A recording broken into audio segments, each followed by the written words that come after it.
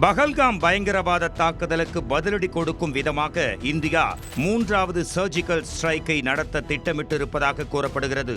India தீட்டும் திட்டம் என்ன? யாருக்கு வைக்கப்படுகிறது குறி? இதற்கு முன் நடைபெற்ற 2 சர்ஜிக்கல் ஸ்ட்ரைக் என்னென்ன பார்க்கலாம் இந்த தொகுப்பில்.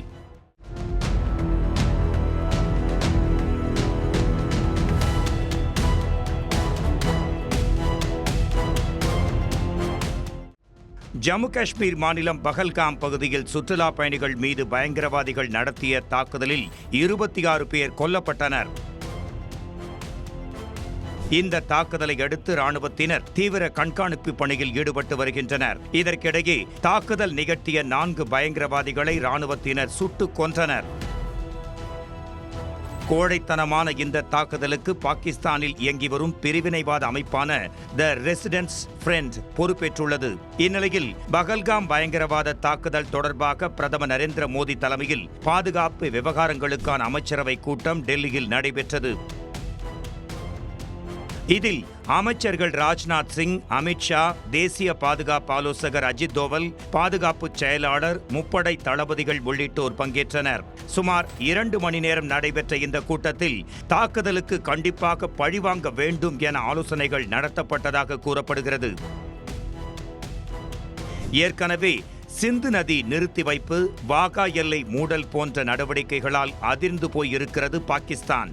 இந்த நிலையில் பீகாரில் பேசிய பிரதமர் நரேந்திர மோடி தீவிரவாதிகளையும் அவர்களை ஊக்குவிப்பவர்களையும் கண்டறிந்து இந்தியா அவர்களை கண்டிப்பாக தண்டிக்கும், இந்த உலகின் எந்த எல்லைக்கும் போய் அவர்களை நாங்கள் அழிப்போம் என்று கூறியிருக்கிறார்.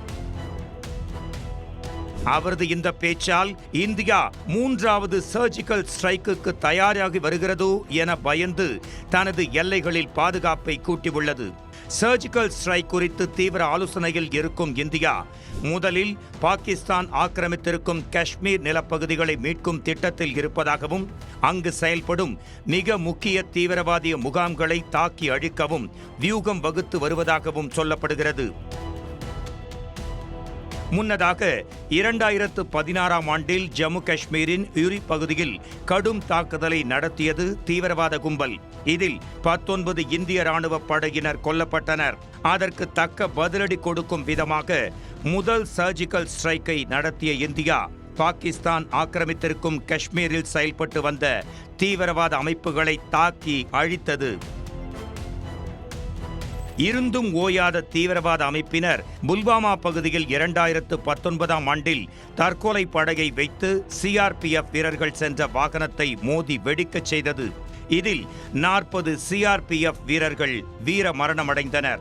இதனால் கொதித்து போன இந்தியா சற்றும் யோசிக்காமல் இந்த தாக்குதல் நடந்த 12 நாட்களில் 2வது சர்ஜிக்கல் ஸ்ட்ரைக்கை நடத்த ஆயத்தமானது. இந்தியர்களின் மொத்த கோபத்தையும் சுமந்து சென்ற நமது ராணுவம் பாகிஸ்தானின் எல்லைக்குள் நுழைந்தது. பாகல்கோட் பகுதியில் அதிரடியாக வான்வழி தாக்குதலையும் நடத்தியது. இதனால் அப்பகுதியில் இயங்கி வந்த ஜெய்ஷ்-இ-முகமது தீவிரவாத முகாம்கள் சுக்கு நூறாக உடைத்தெறியப்பட்டன. இதற்கிடையில் தற்போது அப்பாவி சுற்றுலா பயணிகள் மீது நடத்தப்பட்டிருக்கும் கோழைத்தனமான தாக்குதலுக்கு இந்தியா 3வது சர்ஜிக்கல் ஸ்ட்ரைக்கை நடத்துமா என்பதை நாம் எல்லோரும் பொறுத்திருந்துதான் பார்க்க வேண்டும்.